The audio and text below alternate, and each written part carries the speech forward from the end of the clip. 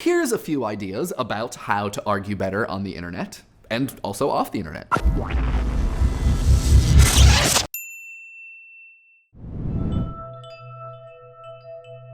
There is a lot of arguing on the internet. There's a lot of arguing everywhere, but sometimes it feels like the internet is a place that people go specifically to argue. And that's great. Heated debate is how we move issues forward, generate knowledge, and reach understanding. Because that's the point of arguing, right? To reach an understanding, right? Right? Why are you looking at me like that?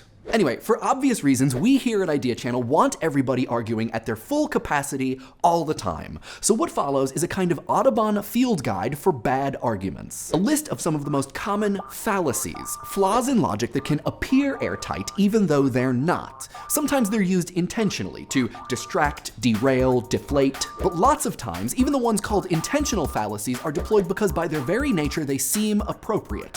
When an interlocutor feels as though they are out of logical road, they sometimes veer onto the less than solid fallacy shoulder. The following are not nearly all or the most interesting fallacies, but rather the ones that I see the most often. The goal of this video is to assist you in assisting your fellow conversationalists in identifying their unintentionally faulty logic. This is one long video, but in the doobly-doo and in a playlist on Idea Channel's channel page, you will find one video for each fallacy. This way, when you do locate a fallacy out in the wild, you can direct the person who's deployed it to a source, letting them know the faultiness of their ways and encouraging them to do better, because we know that they are capable. We believe in them. So with that being said, on with the fallacies. The straw man fallacy. Contrary to what many people would have us believe, a straw man is not simply an argument that you dislike or find inconvenient. Rather, it is a version of an argument that is misrepresented, simplified, so that it is easier to knock over. Just as an actual man made of straw is a less solid version of a man made of flesh, a straw man argument is a less solid version of a fully fleshed out argument. A straw man replaces or represents whatever actual argument is being made. Straw manning can come in many different forms. It's not even always intentional.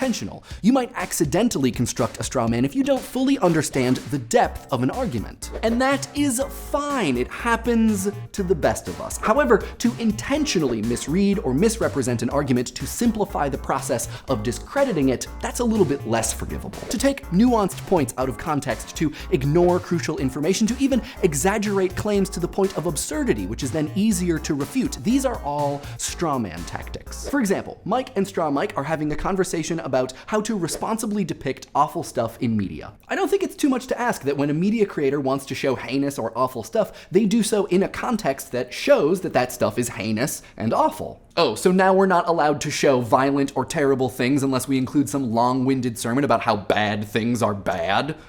I think creators should be able to show or do whatever they want. The original argument states a preference for what Mike thinks constitutes the responsible use of media. The straw man argument recasts this as something much simpler and easier to agree with. Freedom is good, censorship is bad. But now Mike and Straw Mike are no longer arguing about the same point, and so the conversation will quickly become unfocused and aggressive, which is never fun.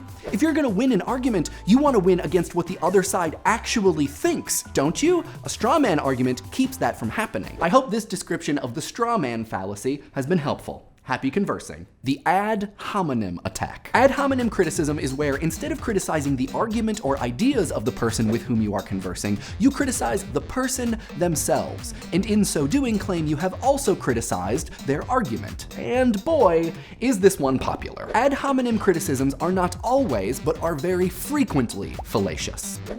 Unless the character or actions of the person making an argument are directly related to the matter at hand, criticizing them and not their ideas is a fallacy. Ad hominem attacks are the bread and butter of political advertising. Criticizing a candidate and saying that because their character is bad, their ideas and policies are also bad. John Smith literally hates little children, and so his ideas about salmon fishery safety regulations are wrong.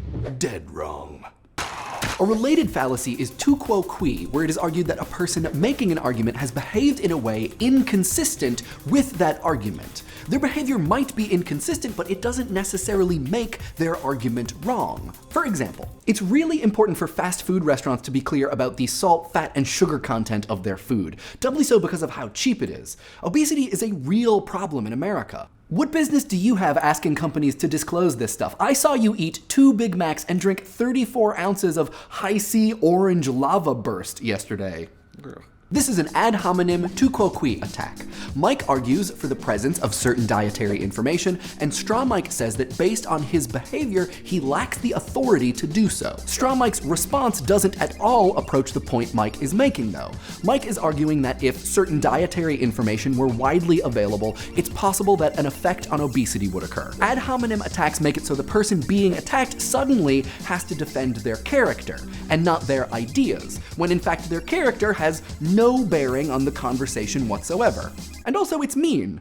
You seem like a nice person. No need for insults. I hope this description of the ad hominem attack has been helpful. Happy conversing. The black and white fallacy. A black and white fallacy is where you present limited choices as the only choices, when in fact additional options do exist. It's time to choose. Sometimes called the false dichotomy or false dilemma, the black and white fallacy is a really easy way of eradicating complexity and nuance. The most common black and white fallacy is the old saying, either you're for us or against us, when in fact it's highly likely one might find arguments on either side of a position appealing, and therefore occupy some previously unannounced space on a continuum between the two positions. Much of governmental and gender politics, for example, operate on a very widely spread adoption of a black and white fallacy. Sometimes the black and white fallacy presents a dichotomy between two things that are not actually opposites or mutually exclusive. No continuum exists between those two things because they are not related to each other in the way that the black and white fallacy presents them to be. For example, it would be nice to have more well-written, playable female characters in video games. If you want more playable female characters, that means you must want fewer male characters, and those are the ones that I like the most. Are you trying to ruin games? In this situation, Straw Mike's black and white fallacy is that in games, either specifically or generally, there can only be male or female characters. Having more of one automatically means that there is less of the other. That is not the case. More of something is not always automatically less of its opposite, and so this dichotomy is false. The black and white fallacy presents nuanced arguments as being, well, black and white, and presents only extremes as being available for further discussion, even when that's not the case. What are you doing? Are you backing down from a challenge? That's not like you. I hope this description of the black and white fallacy has been helpful. Happy conversing. The authority fallacy. The authority fallacy holds that because someone in a position of assumed authority has said something, that thing must be true. However, the authority fallacy is just as important for what it isn't. It isn't meant to defeat statements made by experts or by scientific consensus. Saying that global warming is true and man-made because the vast majority of scientists that study it produce evidence that support this claim is not an example of the authority fallacy. Neither is stating, for instance, that all medical technology is blind to race based on Lundy Braun's exhaustive research of the spirometer. The scientific community and experts in their field of study are authorities. The authority fallacy applies this level of respect for authority to people who don't actually possess it. The first-hand accounts of our friends, family members, and coworkers do not constitute authority and therefore truth. Unless, of course, they also happen to be experts. For example, Mike and Straw Mike are talking about automobile manufacturing. Whoa, Korean cars in America are so cheap. I wonder how they do that. Well, my uncle is a mechanical engineer, and he says that it's because they use terrible, cheap parts. You are literally trading money for safety. Straw Mike's uncle might be an engineer, and that's awesome, but it doesn't necessarily give him the authority to talk about the construction of certain parts in vehicles. This is an authority fallacy unless it turns out Straw Mike's uncle is an independent researcher conducting a peer-reviewed study on the international automobile industry and its effects on safety. The authority fallacy trades actual points for external, non-expert anecdotes, the plural of which, you might have heard, is not data.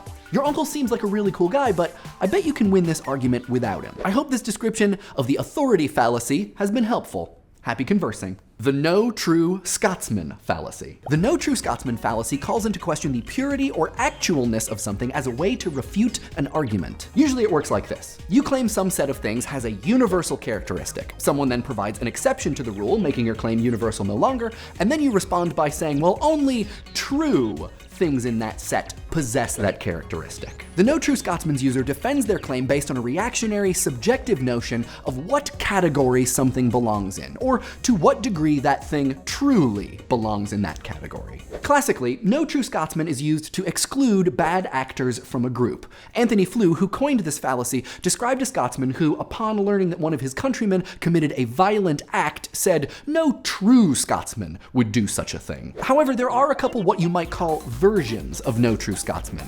One of them has to do with in-group maintenance, claiming that no true gamer, comic book reader, Republican, or feminist would say or believe a certain thing. This tactic avoids confronting a counter-argument by saying the person who exhibits it is not truly the thing they claim, and so the exception they provide is null and void. No True Scotsman also works to exclude ideas and objects, not just people.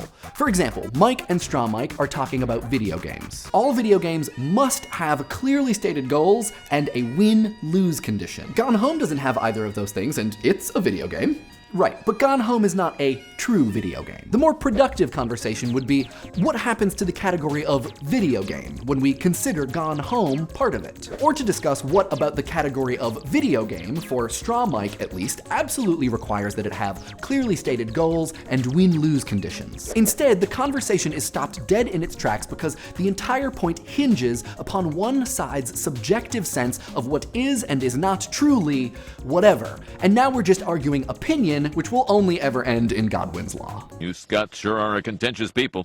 You just made an enemy for life! I hope this description of the No True Scotsman fallacy has been helpful. Happy conversing.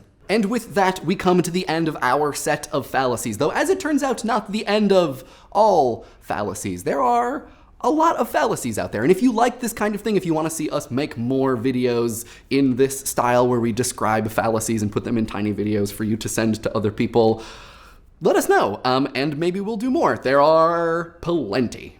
We're going to be doing full comment responses for the game mechanics episode at the end of next week's video, but there is one thing I wanted to talk about for a second just as a closing thought for this video. There were some people who wrote comments on last week's video, which was a collab with Extra Credits, saying that they weren't going to watch the episode because Dan from Extra Credits has come out as being vocally anti-Gamergate. And I just want to be super clear. I know we haven't made a video about this, and I'm struggling with whether or not we will, but if a necessary precondition for your continued viewership of Idea Channel is that we are in any way pro-Gamergate, I have some bad news for you.